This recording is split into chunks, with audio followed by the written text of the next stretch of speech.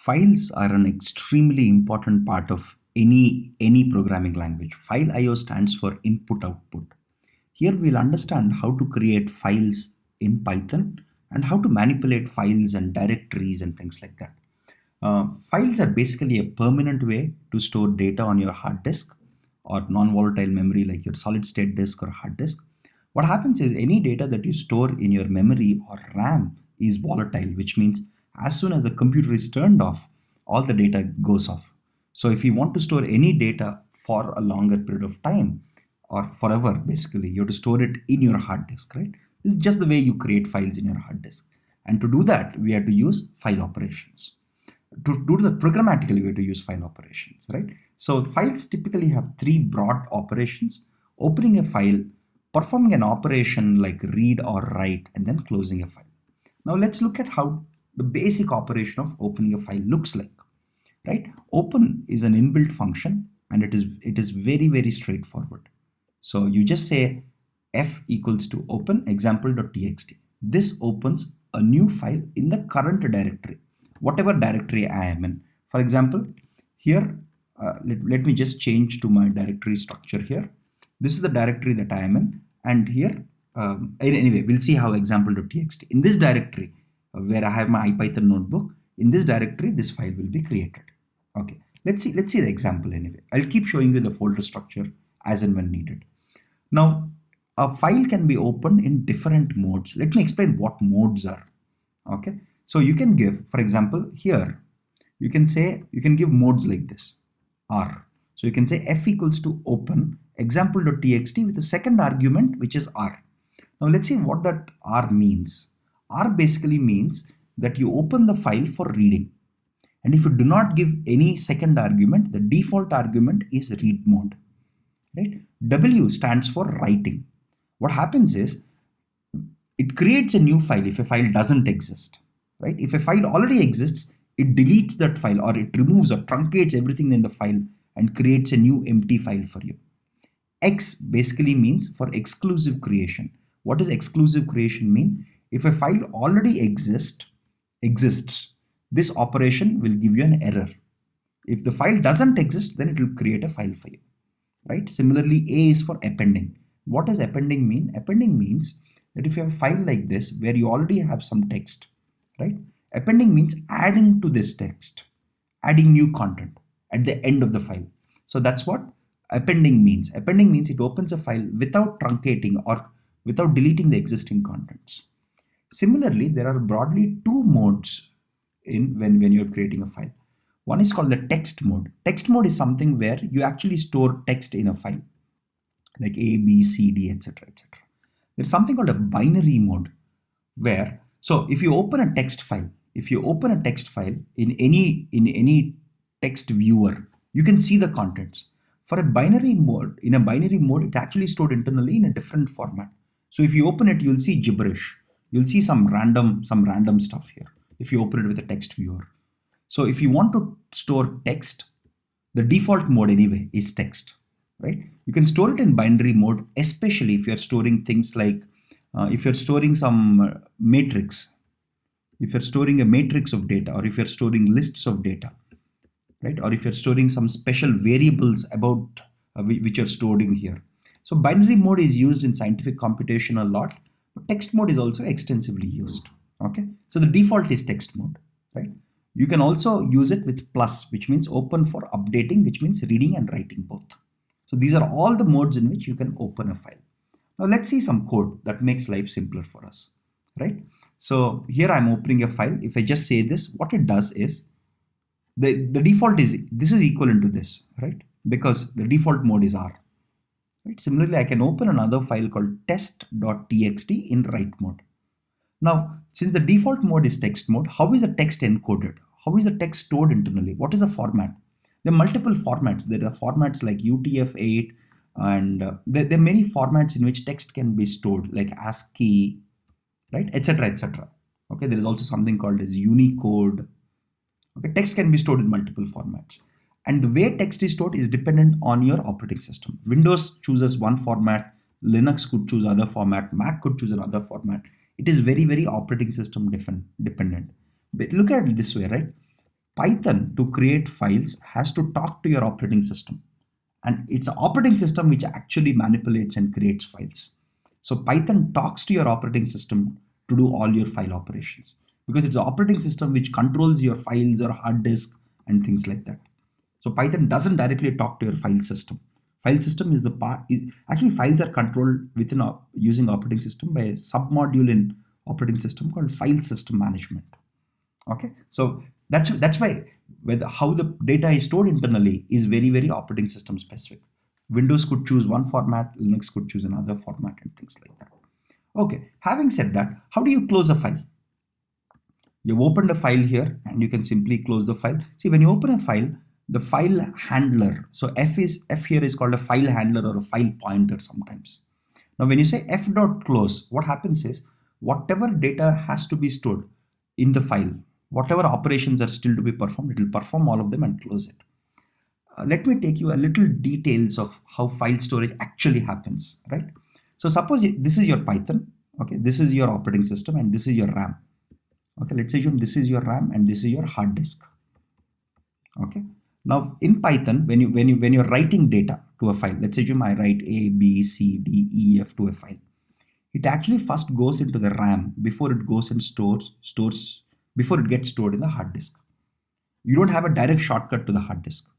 So if you don't close a file properly, what happens is once you've finished your operations, if you don't close a file, all of this data could get stuck in the RAM, which is volatile. This is volatile, which means as soon as your computer power is turned off, all this data will go away, right? So if you do not perform the close operation, you are not guaranteed that all the data that you have, which is temporarily stored in RAM before it gets stored in the hard disk, could go away, right? So you should always close a file once the operations you intended to do are done with. Of course, you can do it this way. There is an other more cleaner way of closing a file using something called as try catch finally blocks. This whole thing is called exception handling.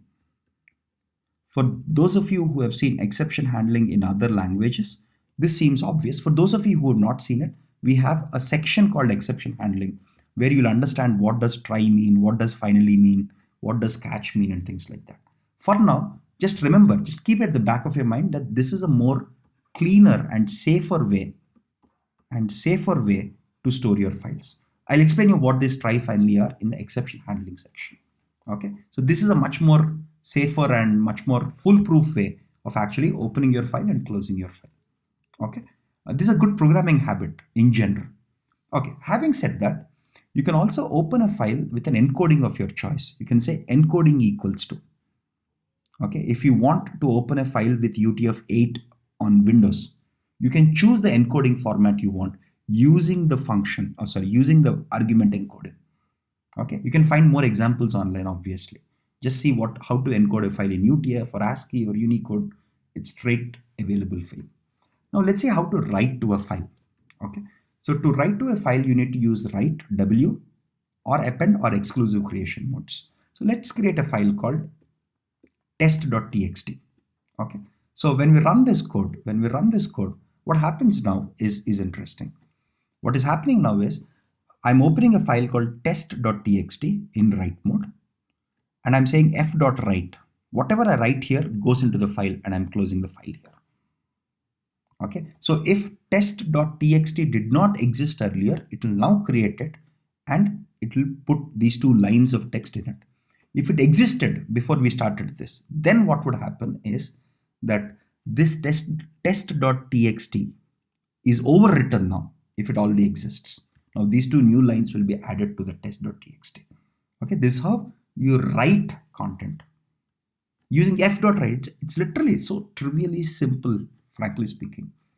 Now let's see how to, so now what we have a file with these two lines. This is the first line, contains two lines. These two lines of text we have in a file called test.txt. Now we'll see how to read this file in a bunch of reading related operations. Okay, so what am I doing now? I'm actually reading the same file. I'm saying open test.txt_r, right? So let's do a simple thing here. Now let's go to our folder and let's see. Okay. Let's continue here. I think that's a better thing to do. Okay, this way things become easier. So if I say test.txt in read mode, right? That's what I'm doing right now. So what happens here is I'm opening the same file. See, I have a file here which with these two lines of content. Now I'll go here and I'll say open test.txt and f.read. Okay, when you say f.read, it literally prints the whole content. Here \n means the new line. New line basically means put it in two lines, but this is just printing it as a string, which is perfectly okay. Now comes the interesting part. Instead of printing this whole thing, if you want to only read subsections of a file, see, this is a small file. Imagine if I have a huge file. Okay, I want to read maybe line by line, or maybe I want to read only the first few characters and things like that. There are a bunch of very interesting operations on files that we'll learn right now. So I could say f.open test.txt in read mode. So it will open this. And when I say f.read4, so as soon as I open, what happens is there is something called a file pointer or a cursor, okay, which is here. As soon as I open, it will be at the start. When I say f.read4, it means read first 4 characters. So it reads the first character, second character, third character, fourth character, and the file cursor moves here, or the file pointer moves here, or the cursor moves here. So it is print this. Now, if I say f.read10, now my file cursor is already here, right? So it will read 10 characters from this current location, from the current cursor location. This is important. Instead of that, if I want to read all the 10 letters, see, that's what you see here, right? When I said f.read the first time, it read the first 4 characters, and my file cursor came here. Now, next time when I say f.read 10, now it reads the 10 next characters from the current cursor location. That's why you get your output here, which is not, this doesn't mean the first 10 characters. It means the 10 characters from the current cursor location. This is very important. Okay. Now I have a function called tell. Now I've read 14 characters roughly. So f.tell will tell me what is my current cursor location, which is 14. Now if I want to go to the starting now, if I want my cursor location, see where is my cursor location at the end of these two reads? My cursor location is here at the 14th location. Now if I want to move my cursor back to here, what do? There is a function called seek that I'll use. If I say fseek 0, it will bring the file cursor to position 0. Now if I say f.read and print that, it will read the whole thing. Okay, very interesting. This way, if I have a large file, imagine if I have a large file with thousands and thousands and thousands of characters, I can go to exactly where I want and I can pick exactly what section of text I want using these read and seek and print commands. Very, very simple stuff, nothing very fancy here. And of course, tell is very useful.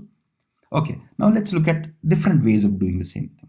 Okay, suppose if I want to print an entire file, I can just say print f.read. It will print the whole file. Okay, now if I want to read a file line by line, I can say f.seek 0. Now it goes to the starting. Now I can say for line in f, print line. So what it does now is it looks through each of the it reads through file sequentially till the time it finds the \n, because \n means new line, right? So wherever it finds \n, it will return that in line and I can print it. Okay, very simple and elegant way again. Now there is another way, or there is an alternative way called read line function. What it does is this. Here again, I'm reopening my test.txt file and I'm saying f.readline. So what's happening with f.readline now? F.readline basically reads the first line. And now the cursor is at the end of the first line. When I call f.readline the second time, it will read the second line because my cursor is at the end of the first line, right? So f.readline is basically looking for the \n. It will read up to \n, but the cursor will stay there. Okay. Similarly, there is a related function called read lines. This is again very useful. What read lines does is it reads all the lines till the end of the file is reached, and it will give each of your lines as elements in a list. So it literally returns you a list of each of your lines. Okay. Now, since you have learned how to create a file, how to read a file, how to write a file, how to close a file, let's learn how to rename and delete files in Python. Okay, so all renaming everything is available in a function called OS. Import OS. This is the module. This is the module in which we have all the key operating system related functions. Okay. Now I can say os.rename test.txt as sample.txt. So I'm simply renaming this file test.txt to sample.txt. Now again, let's see what happens when I say f equals to open sample.txt, because I've renamed it, right? And when I say read line, I get what I expect. Now I can delete it by simply saying os.remove sample.txt. Right? Very simple. OS is the module in which all these rename, remove functions exist. Now after I have removed or after I've deleted my sample.txt, if I try to read it, if I try to open it, what happens? As soon as I try to open it, it says no such file or directory sample.txt. Okay, I just wanted to show you an example of what type of error. This type of error is called file not found error. Right? Since now we have learned how to rename and delete files, how about folders, right? Or subdirectories? Now let's understand a bunch of very interesting commands. Okay, so let's look at it this way. Again, OS is the key module which helps us with all of that. Now when I say os.getCwd, CWD stands for current, it's already written here, it stands for current working directory. When you say get CWD, which stands for current working directory, it tells me what directory I am on. So right now I'm in this directory right now where I'm creating online videos for Python. Okay, so this is the directory that I am in right now. Now having learned this, how do I change my directory? If I want to change to just my home folder, again, by the way, I'm on a Mac system. I'm on a Mac. This path could change if you're on Windows or on Linux. Okay, so this type of syntax is typically very common in Mac and Linux systems. So just you may not get the same result. Again, here you might, if you're on Windows, you might have to say C / something something if you're on Windows. Okay, so anyway, you know how these folders are named in general. So here I'm on a Linux box, I'm in a Macintosh or an Apple Mac box or laptop, and hence you'll see syntax being slightly different here for the file names. It is operating system dependent because, as I told you, Python talks to the operating system for all file operations.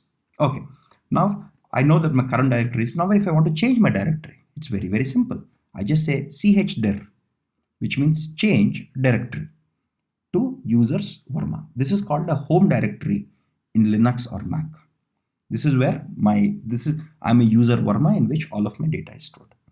Right? Now I can say, now if I say what is my get current working directory, it says user Verma. Users Verma. Okay. Now how do I list directories and files? Right? So I can say os.listdir, which means list the directory. And which directory I want? I want the current working directory, which is my home folder. Right? In this folder, now these are all the files that I have. These are all the files and subdirectories I have in my folder, the bunch of them. Okay. Now let's see what happens if you want to create a new directory altogether. It's very simple. You can create a new directory by saying os.mkdir, which means make directory. You can read it as make directory. Very, very simple command here. Right? And if you want to remove a directory or if you want to delete a directory, that's also very, very straightforward. You just have to say rmdir, which means remove directory. But there is one catch. So since I've just created my test directory, it is empty, right? Empty directories can be removed using rmdir. If I want to remove a non-empty directory, I can't do it using rmdir. I'll show you an example. Okay. So rmdir is useful to remove an empty directory or a directory which doesn't have any subdirectories or files. Now to remove a directory which has files or subdirectories, how do we do it? Let's see an example. Okay, so here what am I doing? I'm creating a directory called test and I'm changing my directory to test. Okay, so dot basically in Linux or Mac means the current directory. So this means current directory. Okay, double dot means the parent directory of my current directory. This is true. This is double dot. Okay, this is true in any Unix based system or a Mac. Even a Mac is a Unix based system. This is, I don't know if this exactly holds true in a Windows system. Just try it. Okay, having learned this, now what am I doing here? I'm creating a test directory and I'm changing my directory to that. Here I'm opening a file called testfile.txt in which I'm printing some content. Okay, and now I'm changing back to my parent directory. So I'm on /users Varma, right? Here I created a test. Within test, I created a test file, right? Now what am I doing here? I'm here right now, right? So currently I'm here. When I say OS changed it .. now my current directory becomes users Varma because I'm going to the parent directory of this. Now here now I'm trying to say os dot remove their test. Okay. Now remember, test is non-empty because it has a file called testfile.txt. It's a non-empty directory. Now what happens when I try to use rmdir to remove a non-empty directory? It simply says directory not empty when OS error. Now how do you remove a non-empty directory? There is a way to do it. You have to import shutil. These are basically shell utils. Okay. Add something. So you have to import something called as shutil. Now in shutil, there is a function called rmtree, which means remove the whole tree of, because these are internally stored as trees. Or okay, you have a directory 1, right, which has a directory 2, right, which has a directory 3, which could have a file 1, etc. This is thought of as a tree. So what this means is remove the whole tree corresponding to this directory. And you can say shutil.rmtree test, and this is used to remove a non-empty directory. Once I've removed a non-empty directory, if I just say what is my current working directory, I'm back to users Varma. Okay, so these functions that we've learned in this video helped us learn how to create a file, how to read a file, write a file, rename a file, delete a file, how to understand which folder you're in, create folders, delete folders, remove all the contents in a folder, and things like that. It's a very, very useful bunch of operations, especially file operations. We will use them extensively.